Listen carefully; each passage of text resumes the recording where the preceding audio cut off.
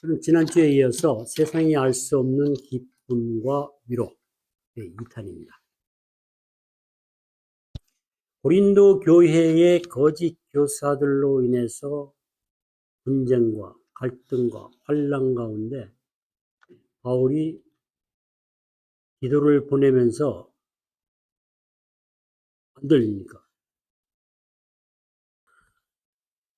기도와 함께 눈물의 편지를 보내고 편지를 보낸 것을 바울이 근심을 좀 했습니다.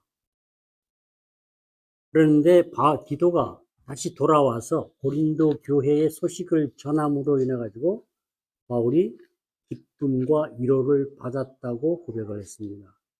근데 바울이 받은 그 기쁨과 위로는 기도가 주고 세상에 주는 기쁨이 아니라 세상에 알 수 없는 기쁨과 위로였다는 것입니다.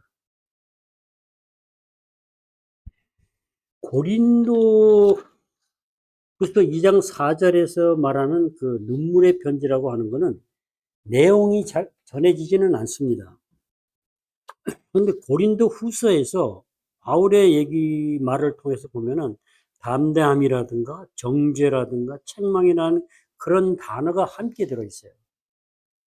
그 얘기는 눈물의 편지 안에 바울이 쓴 내용들이 부모가 자식에게 대한 마음을 가지고 눈물로 쓴 편지라고 하는데, 애통하는 마음, 그런 거 하면 죄에 대한 적나라한 어떤 지적 같은 책망도 함께 했었다고 볼 수 있는 겁니다.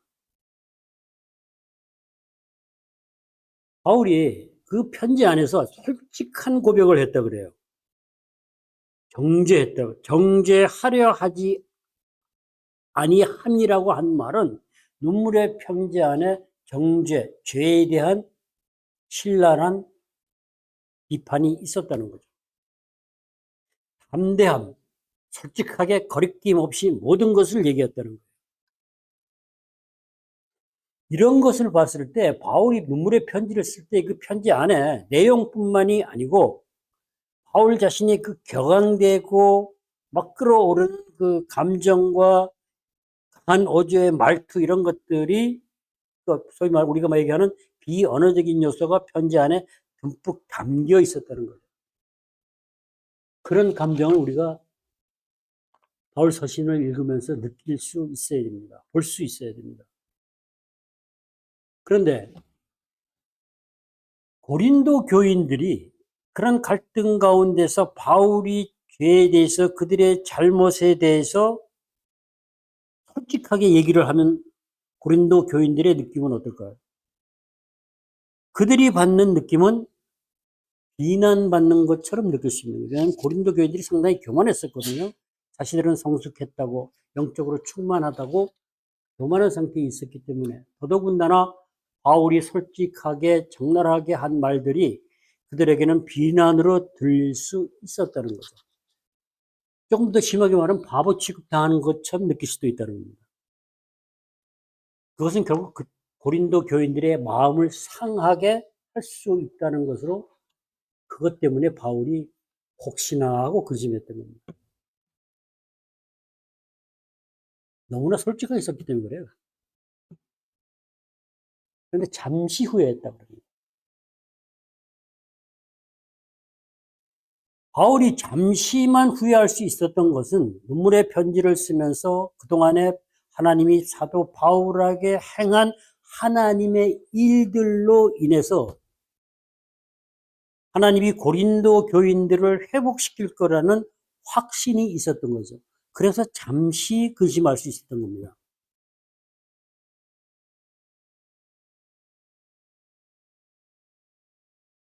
그런데 디도가 고린도 교회에서 돌아왔을 때 그 기쁨과 위로를 받았다고 하는 말은 고린도 교회에 보낸 눈물의 편지와 기도를 통해서 하나님이 고린도 교회에 일을 하셨다는 겁니다. 그러니까 하나님이 일을 하실 것을 믿고 있었는데 하나님이 고린도 교회에 역사를 하셨으니 바울이 얼마나 기뻤겠어요. 그래서 10절에서 이런 얘기를 하는 겁니다. 이렇게 말하는 겁니다. 하나님의 뜻대로 하는 것이면 후회할 것이 없는 구원에 이르게 하는 회개를 이루는 것이요 라고 합니다. 세상 근심은 사망을 이루는 것이니라. 세상 근심이 사망을 이룬다는 것은 우리가 세상의 근심을 가지고 근심 속에 빠져들어가면은 우리가 하나님과 연결됐던 새 생명이 단절되므로 우리가 영적 사망 상태에 들어간다는 거예요. 다시 우리는 죄의 종노릇을 하는 사탄의 사망 권세 안에 들어간다는 겁니다. 그래서 정말 조심해야 되는 겁니다. 그런데 그 사망 권세를 이기고 부활하신 예수 그리스도를 믿는 믿음으로 구원에 이르게 하는 회개를 하나님이 고린도 교회에서 행하셨다는 겁니다. 그것을 바울이 간절히 바라고 있는데 디도가 와서 그 일을 하나님이 하셨다고 하니 하나님을 믿고 있던 바울이 얼마나 기쁘게, 저는 그것이 가장 큰 기쁨이라고 생각을 해요. 우리들이 사역자뿐만이 아니라 모든 영적 리더는 하나님의 역사하심을 믿고 복음을 전하고 가르치고 그 전함을 받은 사람들에게 하나님이 역사하고 회복시킬 것을 믿고 그것이 이루어졌을 때에 오는 기쁨을 누릴 수 있어야 됩니다. 그것은 우리가 일반적인 은혜를 통해서 내 삶의 어떤 약간의 그 부요함과 풍요로움을 통한 그런 은혜의 선물을 주신 것에 대한 기쁨과는 비교가 되지 않는 것입니다. 정말 우리가 교회 안에 고린도 교회들처럼 그런 문제가 생겼을 때 방관하고 무시하기가 참 힘들어요. 근데 어떤 면에서는 그것이 요즘 교회들 안에서는 상당히 세련되게 무시하고 방관하고 있는 건 아닌지 좀 생각해 볼 필요가 있다고 저는 봅니다. 근데 제가 이 부분을 가지고 설교 준비를 하다가 깜짝 놀랐어요. 제가 오랫동안 그 교회에서 성도로서 섬기고 또 사역자로서 섬기면서 제가 옳다고 하는 부분, 특히 말씀 안에서 분명하다고 하는 부분에 대해서는 또 저를 통해서 회개하게 하시고 변화시킨 말씀에 대해서는 너무 솔직하게 얘기를 많이 했어요. 그리고 너무 당당하게 얘기했어요. 제 치부를 드러내게 가면서까지도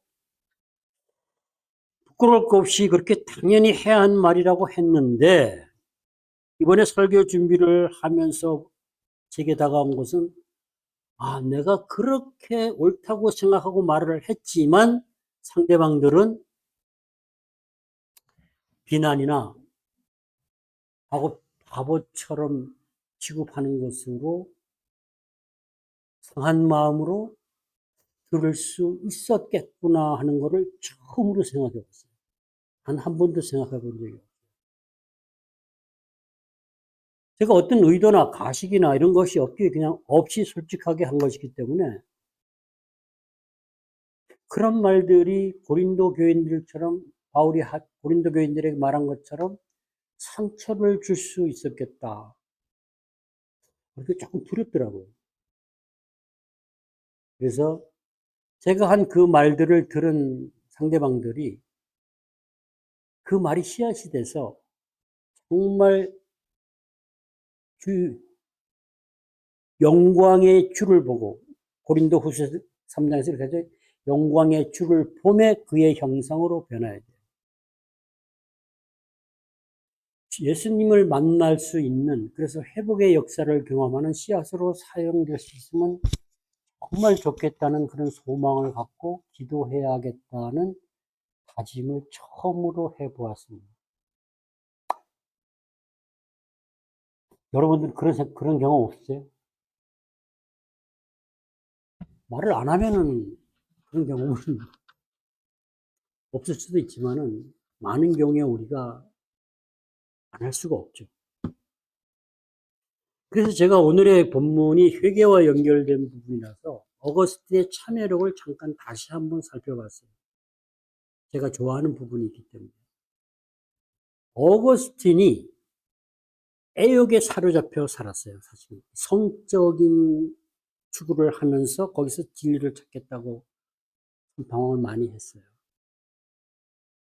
근데 어거스틴이 거기에서 이렇게 빠져나올 수 있었던 것이 그 안토니오스의 이야기를 들으면서 그 이집트의 수도사죠. 성 안토니오스라고 여러분들이 들어보셨을 거예요. 그분 얘기를 하는 것을 들으면서 찔림을 받기 시작을 했어요. 수도사의 얘기, 그 수도사는 성경을 아주 통달하신 분이에요. 그분 이야기를 할 때에 어거스틴이 찔림을 받고 죄에 대한 자신을 보기 시작했던 겁니다. 근데 그렇게 찔림 받았다고 드러낼 수는 없잖아요.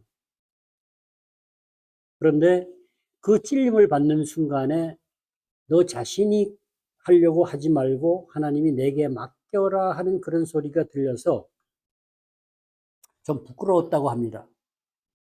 그러다가 다시 소리가 들렸는데 그것이 골로새서 3장이었어요. 땅에 있는 지체를 죽이라. 음란과 부정과 사욕과 악한 정욕 그리고 탐심이니라. 탐심은 우상숭배라. 이 구절이 어거스틴에게 확 들려오면서 다가왔어요. 그때 어거스틴은 거기에 대한 반응으로 즉각적으로 통곡하는 눈물을 흘릴 수밖에 없었고 옆에 사람이 있으니까 마음껏 울지 못해서 정원으로 나가서 울려고 갔던 거죠. 근데 거기서 또다시 들려왔어요. 찾아서 읽으라는 거였어요. 접어들고 읽어라 하는 말이 나와서 들려서 읽었는데 그것이 가서 보니까 로마서 13장 13절 낮에와 같이 단정히 향하고 비난하거나 방탕하거나 술 취하지 말고 음란하거나 호색하지 말고 다투거나 시기하지 말고 이 말이 처음에 한 골로새 3장이 전체 아웃라인을 보여줬다면 로마서의 13장은 실제 아주 직접적으로 어거스틴의 핵심을 찌른 겁니다. 죄의 요인, 원인, 죄성을 건드린 거예요. 그때 어거스틴이 한 말은 거룩한 기쁨이 넘쳤다 그럽니다. 그 거룩한 기쁨이 넘쳤다고 고백하는 것은 자기가 가지고 있던 애욕에 끌려다니던 그 죄에 대한 것들이 제거되었다는 겁니다. 단순 제거가 아니고 그 죄가 제거되면서 하나님의 사랑이 예수를 만났다는 것이죠. 그것이 어거스틴의 참된 회개였습니다. 우리는 그런 회개가 필요해요. 우리 죄를 우리가 보려고 해도 잘 안 보입니다.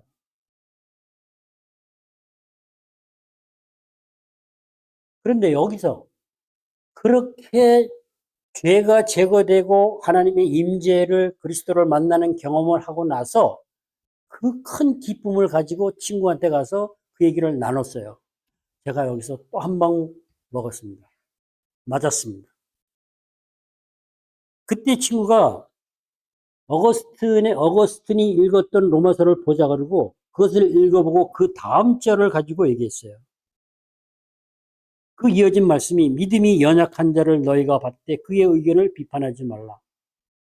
이 말씀을 주교인 친구가 그 말씀을 받고 자기한테 준 말씀이라고 그랬어요.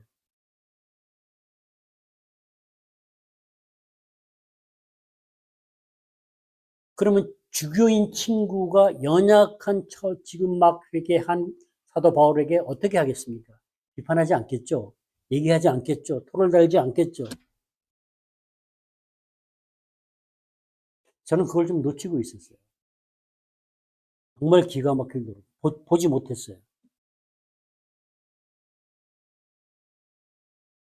회개는 어거스틴이 했지만 어거스틴이 회개한 내용을 가지고 그 친구와 얘기했을 때 그 친구에게도 하나님은 말씀을 주시고 마음을 만지셨다는 거예요. 깨닫게 하시고 가르치셨다는 거예요.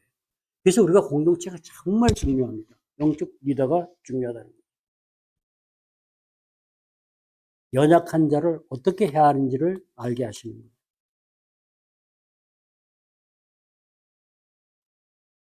기쁨, 감격의 기쁨으로 더 이상 성경 구절을 읽을 필요가 없었다고 어거스틴이 고백했어요.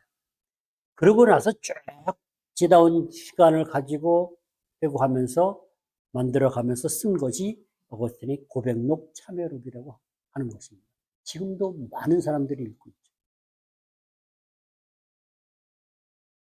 오늘 세상 근심이 아닌 하나님의 근심으로 하는 회개는 구원에 이르는 것입니다. 하나님을 따라하는 근심은 회개에 이르게 한다고 그랬어요. 자, 우리가 정말 한번 생각해 보세요. 세상의 문제나 갈등이 있어서 잘못됐을 때, 속았다. 이런 결과가 일어났을 때, 속은 것을 알고 잘못에서 벗어나기 위해서 생각하고 근심하잖아요. 이 근심이 회개일까요? 그건 회개로 못 가죠. 이런 경우에 우리가 돌이킨다든가 반성을 한다든가 하는 그 다짐과 죄를 고백하고 용서한다고 하는 그런 말들이 회개가 됩니까? 그거 회개 아니에요. 근데 우리는 마치 그런 것을 회개한 것처럼 얘기할 때가 빈번하게 있는 것을 봅니다. 미안하다, 잘못했다. 그 이상의 것이 필요하다는 거예요. 죄에 대해서 어떤 잘못을 하고 결과를 가지고 그냥 시인하고 고백하는 것만으로는 부족하다는 겁니다. 진정한 회개가 될 수 없다는 거예요. 근데 많은 경우 우리는 죄를 시인하고 고백하는 것을 회개를 했다고 얘기를 하는 경우가 많은 것을 봅니다. 내가 어리석은 일을 했으니까 정말 잘못했다. 그래서 회개합니다. 이거 회개 아니에요. 실수한 것을 후회하는 것일 뿐이죠. 그러니까 죄에 대한 우리가 어떤 인식 자체를 가지고 고백한다고 회개한 것은 아니다라는 얘기를 하는 겁니다. 슬퍼하는 것도 회개가 아니에요. 제가 지금 말씀드린 이 모든 것들은 진정한 회개가 아니라는 거예요. 우리는 속지 말아야 돼요. 그런데 하나님의 뜻대로 한 근심이 회개를 가져온대요. 하나님의 뜻대로 하는 근심. 이것은 능동태가 아니고 수동태, 신적 수동태라고 해서요. 하나님이 그 근심을 사용하시고 그 근심을 통해서 일을 하신다는 걸 말하는 거예요. 하나님이 의도한 대로 인도하고 하나님이 의도하신 방향대로 그 근심을 이렇게 끌고 가신다는 거예요. 그럼 우리가 그렇게 따라가는 것이 하나님의 뜻대로 하는 근심이라. 그럼 우리가 하나님을 바라보고 있을 때죠. 세상을 바라보면 하나님의 뜻대로 하는 근심을 할 수가 없겠죠. 여기서 하나님의 뜻대로라고 번역된 카타데온이라는 데에서 전치사가 카타가 뭐뭐에 따라서 한다는 얘기. 그러니까 하나님의 방법, 하나님의 방식에 따라서 근심한다는 얘기.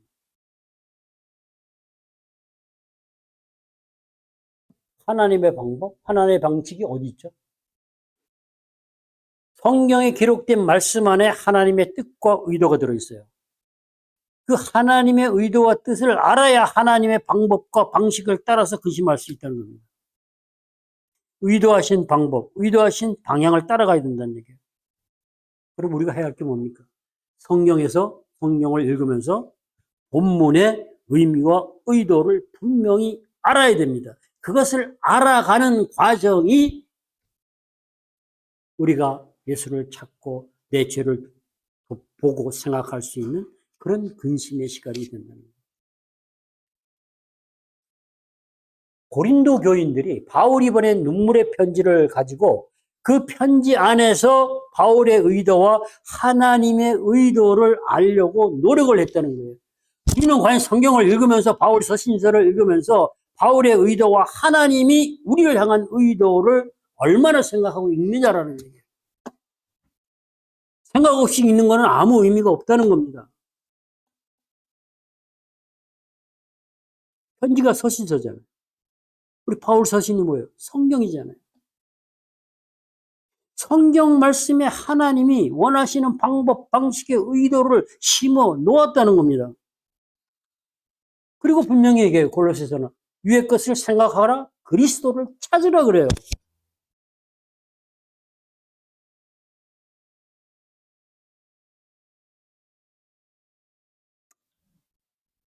그렇게 우리가 성경 안에서 바울의 의도를 통한 하나님의 의도와 뜻을 통해서 그리스도를 찾아가면서 우리의 삶을 함께 가지고 들어가는 것. 그렇게 생각하고 근심하는 것. 그것이 하나님을 뜻을 따라하는 것입니다. 그러니까 하나님의 뜻을 따라하는 것임은 그렇게 회개를 이루어가는데 그 회개를 하기 위해서 하나님을 따라 그 성경의 말씀을 제외하고 그냥 기도만 한다고 그것이 되겠느냐는 거예요. 기도만 해서 된다면 얼마나 좋겠어요.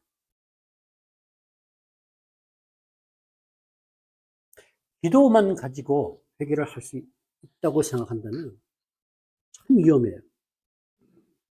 성경에서 하나님의 의도를 따라가야 되는데 기도를 하면 사탄의 음성, 악한 영의 속삭임이 우리에게는 너무나 달콤해요.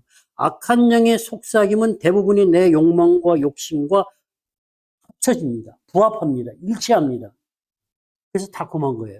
그래서 속기가 쉽다는 겁니다. 그래서 위험이 따라요. 고린도 교인들은 눈물의 편지를 가지고 읽어보고 근심했다는 겁니다. 왜? 자신들의 문제, 갈등, 환난 가운데 있었기 때문에.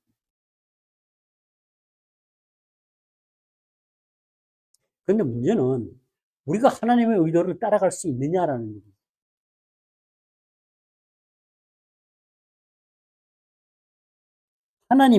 하나님이 우리를 향한 목적을 이루어 가시게 한 그 의도를 인간의 언어를 사용해서 성경에 기록해 놓았어요. 그리고 우리가 성경을 통해서 인간의 언어 학습을 배운 것을 가지고 읽고 연구하고 들어가면 하나님의 아주 깊은 곳까지 통달하게 하고 알게 하고 보게 하실 수 있도록 준비를 다 해 놓으셨어요. 성경에다가 성령을 보내서 우리가 성경을 바로 읽고 가면 예수 그리스도를 보고 만나고 하나님의 의도와 하나님의 뜻과 목적을 이루어갈 수 있다고 말씀하시는 겁니다. 모든 방법이 하나님의 뜻과 의도하신 방법이 성경에 있다는 겁니다. 그리고 그것을 우리에게 알게 하시는 것은, 보게 하시는 것은, 하나님의 마음과 뜻까지 알게 하시는 것은 성령님이시라는 겁니다. 그래서 우리가 성령 안에서 성경을 읽고 연구하고 해석하면서 하나님의 음성을 들어야 되는 겁니다. 단순 읽기는 그것을 이루어갈 수 없습니다. 지난번에 제가 박영선 목사님의 어떤 그 강연하는 것을 누가 보내서 들었는데 그분이 시작부터 이렇게 얘기하더라고요. 한국 교회가 성경을 읽는데 생각 없이 읽는다라고. 그건 아무 의미가 없어요. 통독을 100번을 해도 거기에 해당하는 어떤 그 수고에 대한 은혜는 주실 수 있으나 우리를 변화시키거나 회개를 한다거나 예수를 닮아가는 것은 이루어갈 수 없다는 거예요. 목적도 모르고 생각 없이 읽는다고 강연을 시작하면서부터 그 얘기를 먼저 전제로 하고 하더라고요. 그게 맞습니다. 해석을 통해 우리는 하나님의 말씀을 들어야 됩니다. 하나님의 음성을 들어야 된다는 겁니다. 그 살아있는 하나님의 말씀으로서 하나님의 임재를 경험하는 겁니다. 그것을 성령님이 해주신다는 겁니다. 참된 회개를 죄를 제거하는 직접적인 과정을 제가 어거스틴을 참회록을 가지고 말씀을 드렸어요. 그러나 성경적 회개의 참된 표본이라고 하는 부분이 시편 51편입니다. 시편 51편은 이렇게 됩니다. 다윗이 밧시바를 범한 후에 나단이 다윗에게 와서 하나님의 말씀을 전합니다. 하나님의 말씀을 전했을 때에 다윗이 그 부자와 가난한 자를 비유로 말씀을 전했을 때에 그 부자가 정말 나쁜 놈이라 그래요. 제가 가끔 이런 표현을 써요. 죽일 놈. 그렇게 바울이 나단한테 얘기를 하자 바울이 그 죽일 놈이 너다라고 얘기를 해요. 그리고 나서 다윗의 모든 과정에 일어났던 죄에 대해서 설명을 해줍니다. 다윗은 왕이에요. 많은 후궁 여자들을 거느리고 있었어요. 그것을 대수롭지 않게 생각했고 율법을 잘 아는 왕이었기에 애써 숨기고 감추고 드러내지 않으려고 했던 것을 나단을 통해서 하나님은 드러내게 하신 겁니다. 그래서 시편 5, 그로 인해서 다윗이 회개한 내용들을 51편에 기록한 겁니다. 그래서 우리는 진정한 회개는 시편 51편의 1절에서 19절까지의 내용이 담겨 있어야 됩니다. 한 번에 모든 것이 이루어질 수도 있고 부분적으로 이루어지면서 완성시켜 갈 수도 있고 그것은 각자의 상황에 따라서 하나님이 하시는 일입니다. 그런데 1절에서 7절에서는 읽으면 좋은데 그냥 갈게요. 다윗이 저지른 죄를 보게 하십니다. 죄가 얼마나 끔찍한 것인지.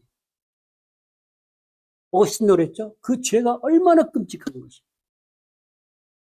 몸서리치게 알게 합니다. 저도 회개할 때 그랬어요.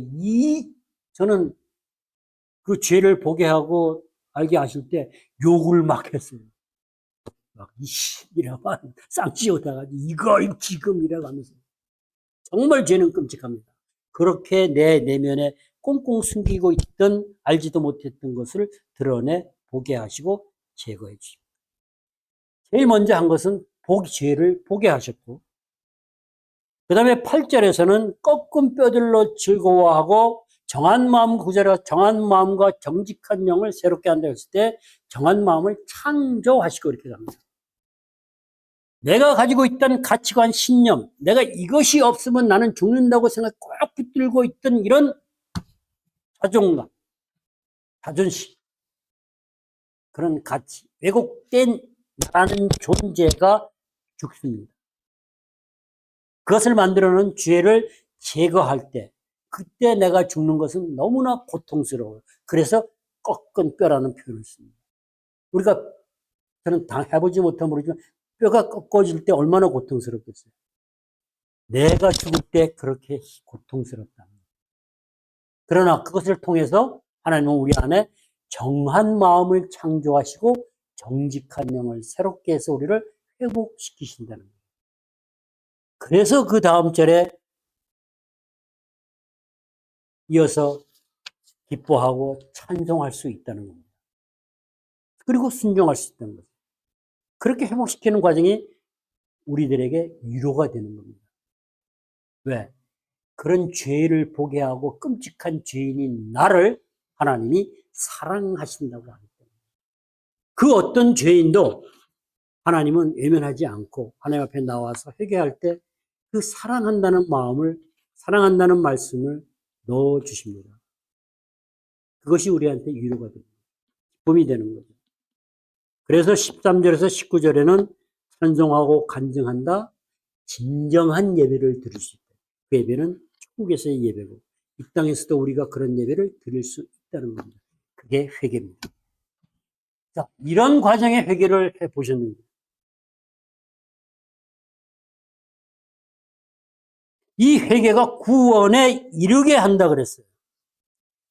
근데 바울이 이런 회개가 구원에 이르게 하는데 고린도 교인들은 이미 다 구원을 받은 자들이고 그들은 성숙했다고 정말 교만해서 바울을 무시하고 멸시했는데 무슨 구원을 이루어갑니까? 구원을 받았는데. 이 본문을 가지고 고린도 교인들을 향해서 바울이 하는 이 말은 구원을 이루어 간다고 하는 것은 모든 개종한 그리스도인들이 반드시 구원을 받는다는 것은 아니다라고 얘기합니다. 무서운 얘기입니다. 우리가 그리스도인하고 교회를 다닌다고 전부 구원을 받는다가 아니라고 지금 하는 얘기라는 겁니다. 이 본문. 그래서 구원을 이루는 회개를 얘기하는 겁니다. 이것을 현대 성서 주석 고린도 후서에서 그렇게 말하고 있습니다. 성경의 다른 부분도 많은 것들이 비유를 통해서 얘기하고 있습니다. 그 얘기는 많은 그리스도인들이 구원을 못 받을 수 있다는 겁니다. 그래서 바울은 진심으로 얘기하는 거예요. 회개해야 된다고. 돌아서야 된다고. 예수께 회개는 완전히 돌아서는 거예요. 그냥 말만 하는 게 아니에요. 입술로 하는 게 아니에요. 그래서 내가 죽고 내 안에 예수가 사는 거예요. 그래서 하나님의 아들을 믿는 믿음 안에서 내가 다시 살아가야 되는 거예요. 이게 무엇인지 실감나야 됩니다. 그 구절의 믿음 구절에서 많은 사람들이 외우고 암송하고 기도할 때 사용합니다.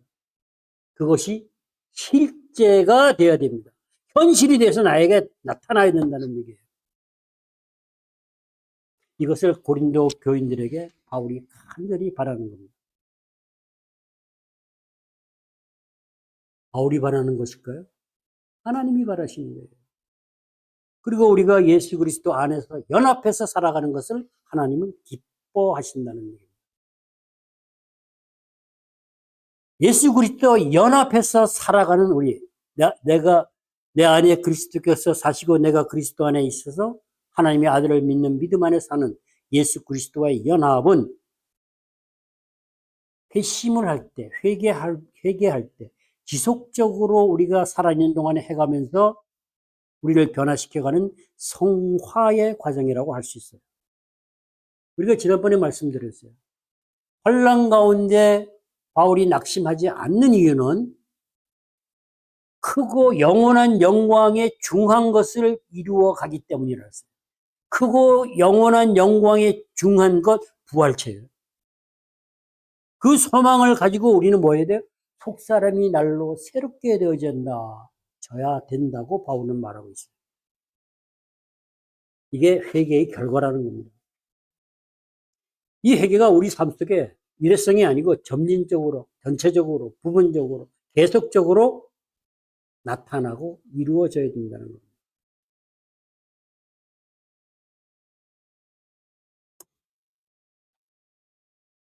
한순간의 행동이나 말이나 미안하다, 잘못했다, 시인하고 고백하고 회개합니다 라고 하는 것. 이거는 성경적으로 진정한 회개가 아니에요. 그럼에도 불구하고 빈번하게 강단에서까지 기도할 때 사용합니다. 일주일 동안 잘못 사는 거 회개합니다. 그게 회개입니다. 우리는 회개에 대해 분명히 알고 있어야 돼요.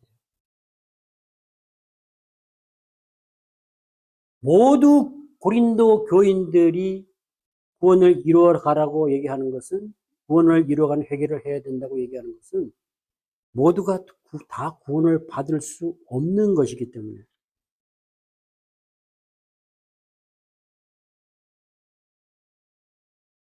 근심하는 거죠. 바울의 근심일까요? 하나님의 근심입니다. 하나님은 이 땅의 모든 하나님의 백성, 이 땅의 피조물들이 모든 피조물이 회복되고 구원받기를 원하십니다. 그래서 하나님은 우리의 근심 속에 아파하는 환난 가운데 간섭을 하신다는 겁니다. 바울의 편지 때문에 낙심했죠. 절망했죠. 그럴 수 있었죠. 그러면 생명을 잊어버리고 사망으로 들어가잖아요. 그러면 안 되잖아요. 근데 오늘 본문에서 해를 받다라는 말을 씁니다. 해를 받지 않게 하기 위해서. 이 해를 받는 게 수동태가 되어서요. 내가 해를 만드는 것이 아니고 해를 받는 거예요. 근데 해를 받지 않게 하는 하나님이 우리를 해를 받지 않게 하신다는 거예요. 회개를 통해서 구원을 하나님이 이루어 가신다는 겁니다. 그래서 근심에 간섭하고 하나님의 뜻대로 근심하게 해 가시는 겁니다. 하나님의 뜻대로 한 근심이 깨끗함을 나타냈대요. 하나님의 뜻대로 가는 근심이 회개를 통해서 모든 죄를 제거하고 하나님의 사랑이 들어와서 우리를 정한 마음을 창조한다, 새롭게 해서 깨끗게 하신다. 그게 회개입니다.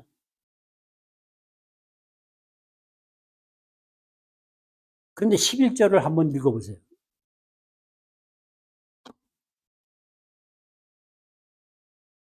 11절. 깨끗함을 나타내었다 그러면서 11절을 보면은 한번 읽어볼까요?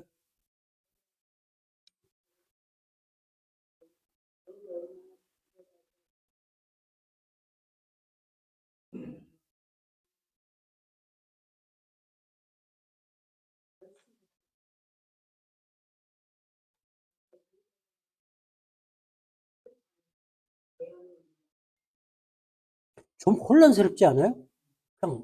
그냥 막 나를 해놔가지고 이게 순서도 모르겠고 뭔가 좀 이렇게 막 꼬여있어요. 그죠? 이것을 보려면은 고린도 교인들이 실제적으로 잘못을 저질렀어요. 근데 회개함으로 용서를 받았기 때문에 깨끗하게 됐어요. 그 과정 속에 일어난 일입니다.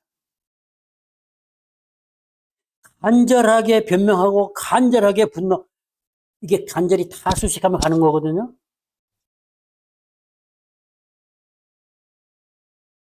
고린도 교인들이 저지른 일에 대해서 죄와는 공존할 수 없는 하나님이시기에 바울이 간절하게 깨끗해지기를 바라는 겁니다. 하나님이 바라시는 겁니다. 그것을 위해서 회개하기를 소망하는 거죠. 바울이.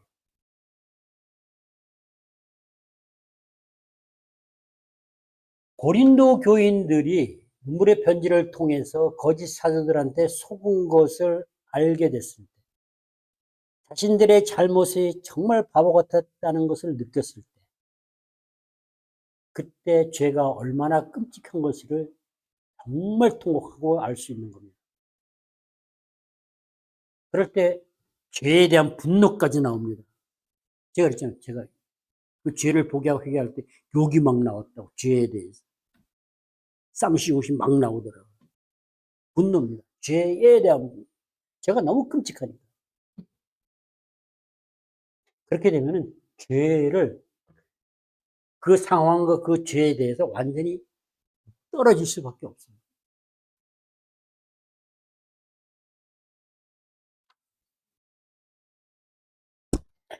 왜 그러냐면 그 회개 과정에서 나의 수치가 드러나기 때문에 꼭꼭 숨겨놓고 말하고 싶지 않았던 것들이 드러납니다. 이게 다 제거됩니다. 그것이 제거될 때 나에게 두려움이 사라집니다. 하나님의 함께 하심을 경험할 수 있기 때문입니다.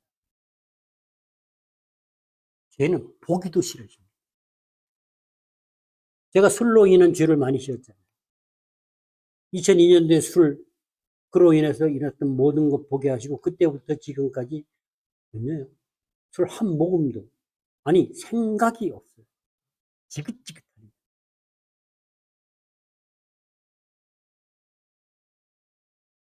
그때 부어진 죄만 제거하는 것이 아니라 그때 그런 죄인인 나를 하나님이 사랑하신다.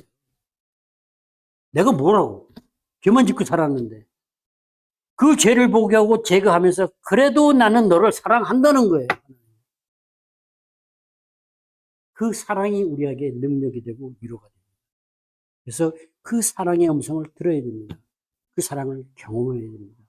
사운드는 안 오더라도 하나님의 그 사랑의 능력과 마음과 생각은 그대로 우리한테 들어옵니다. 그게 성령이 하시는 일입니다. 그게 듣는 겁니다. 소리를 들으라는 얘기가 아닙니다. 소리를 같이 들으시면 더 좋고, 그러나 많은 경우에 인간은 하나님의 음성을 듣지 못합니다. 특별한 경우가 아니고, 특별한 경우에는 얘기하십니다. 함께. 그 사랑이 우리를 하나님을 사랑하고 서로 사랑하게 합니다. 그래서 고린도 교인들이 그 사랑 때문에 바울을 사모하게 되는 거죠. 정말 잘못했구나. 바울은 정말 제대로 된 정말 참 사도였는데 보고 싶은 거죠. 이 사랑이 우리를 원수를 사랑할 수 있게 합니다. 이때 우리는 분노가 사라집니다. 분노가 사라지면은 나를 힘들게 하고 괴롭게 하고 고통스럽게 했던 그 사람이 불쌍해집니다. 긍휼한 마음이 생긴다는 겁니다. 그러면서 우리는 예수 그리스도를 닮아가는 겁니다. 재미있는 것이 하나 있어요. 영어를 함께 가지고 계신 분 계시나요? 없어요?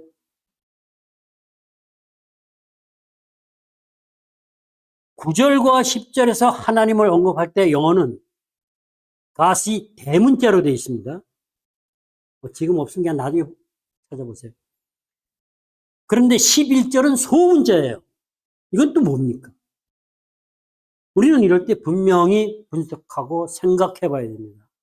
연구해 봐야 됩니다. 저는 이 부분을 보면서 깜짝 놀랐어요.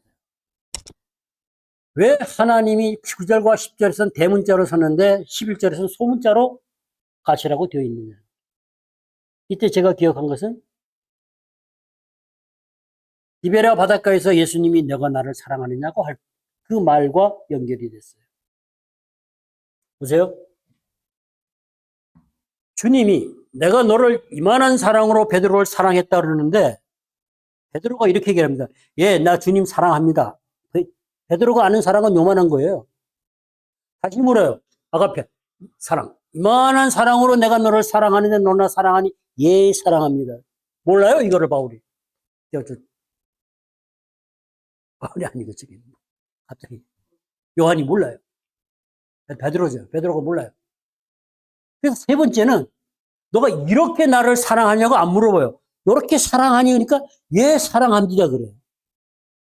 자, 베드로의 사랑은 요거밖에 모르는데 하나님이 큰 사랑을 요 사랑에다 넣어가지고 이렇게 얘기를 해요. 그러면 어떻게 돼요? 이 사랑 안에 하나님의 큰 사랑이 들어가서 동화가 되는 거예요. 그때 베드로는 하나님의 그 크신 사랑을 경험하고 안에 받았다라는 거예요. 우리는 그것을 경험할 수 있어요. 그래서 그다음부터 베드로가 하나님을 사랑하는 건 요만한 사랑이 아니라 자기 생각의 사랑이 아니라 죽기까지 사랑한 예수님의 사랑을 가지고 사랑할 수 있다는 거예요.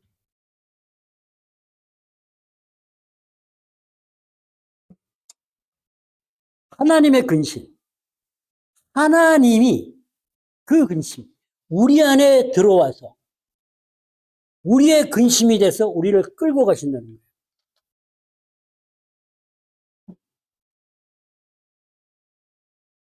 하나님이 우리 안에 들어오시면 우리가 어떻게 하는 거예요? 예수 그리스도 안에 사는 우리가 예수 그리스도가 하나님을 들어 역사하시면 우리가 하나님을 닮아가잖아요. 그게 구원을 이루어가는 겁니다. 우리가 하나님을 예수 그리스도를 닮아가는 것. 하나님의 형상으로 변화되는 것. 저는 너무 감사했어요.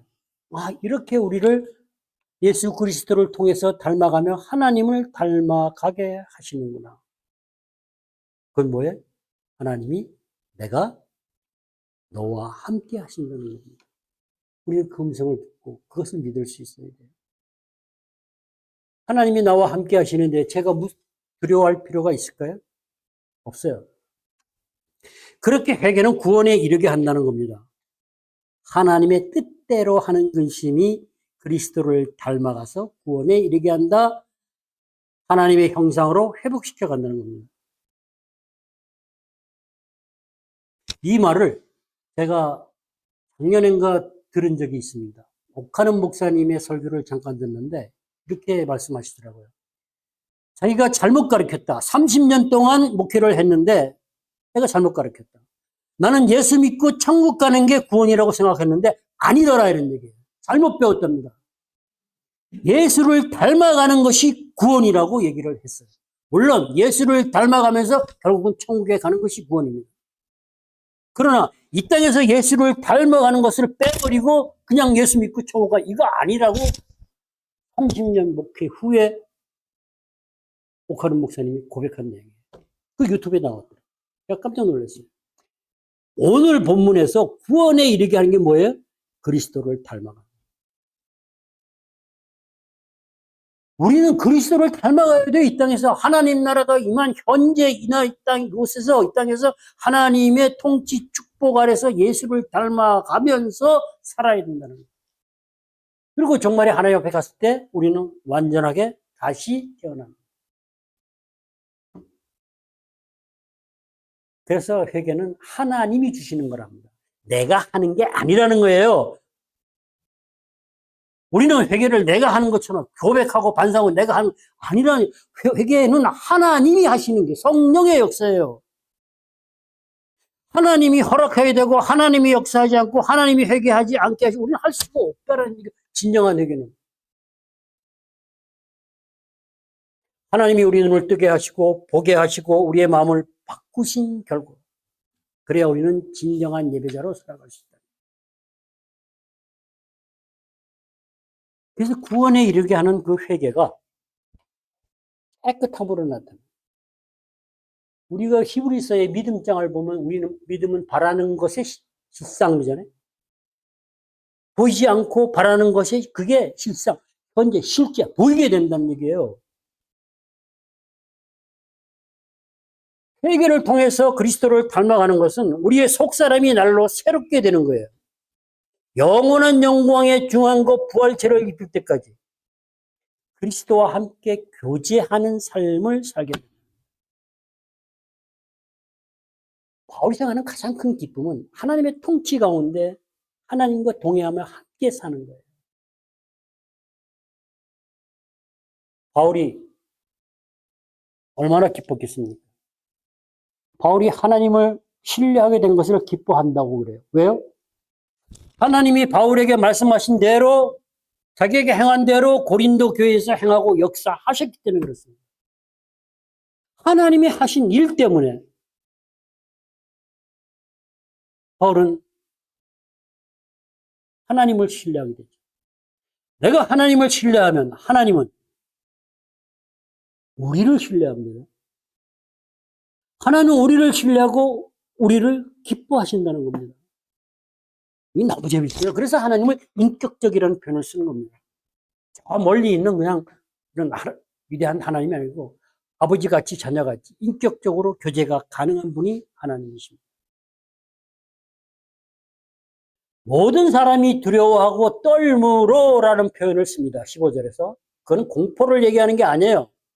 궁극적으로 하나님에 대한 두려움, 하나님의 경외함을 얘기합니다. 하나님의 사랑을 우리한테 보여줄 때 그 사랑과 함께 그 천지를 창조한 어마무시한 하나님의 무게와 능력과 이것이 다가오는데 두렵지 않고 그 안에서 우리는 지혜를 얻고 그 사랑 안에서 능력을 얻고 기쁨과 위로를 받을 수 있다. 그걸 경험해야 됩니다. 그 안에서 깨끗하게 됩니다. 그 안에서 회개의 목적을 이루어 가십니다.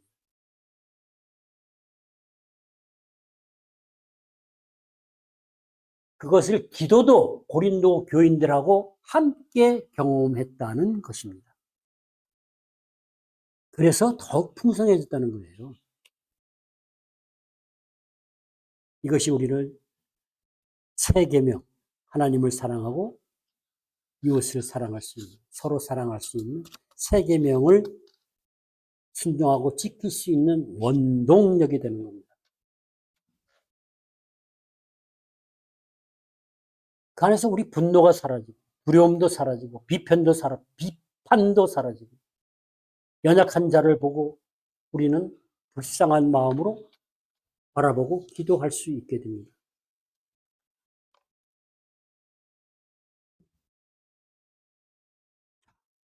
진정한 회개를 통해서 예수 그리스도를 닮아가면서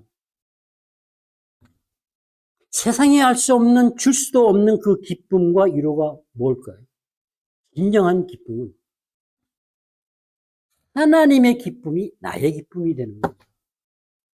하나님이 나를 보고 기뻐하실 때 하나님만 기뻐하시면 그 기쁨이 나의 기쁨이 되는 거예요. 하나님이 나를 사랑한다고 했을 때 그 사랑이 나의 사랑으로 들어옵니다. 그것이 진정한 위로가 되고 기쁨이 됩니다. 자, 그럼 우리가 하나님이 기뻐하시는 것을 하면 돼요. 그것을 예레미야에서 이렇게 합니다. 하나님이 기뻐하시는 것은, 이게 오늘 설교를 마무리하는 겁니다. 하나님이 기뻐하시는 것은 여호와를 아는 것, 친밀한 교제 가운데서 아는 걸 얘기합니다. 여호와 하나님은 사랑과 정의와 공의를 땅에 행하는 자인 것을 우리가 깨달은 거예요. 그러니까 죄 용서 끝나는 게 아니고 사랑과 정의와 공의를 이 땅에 행하시는 분이 하나님인 걸 우리가 알아야 된다는 얘기예요. 깨달아 알아야 된다는 얘기예요. 이거를 기뻐하신대요.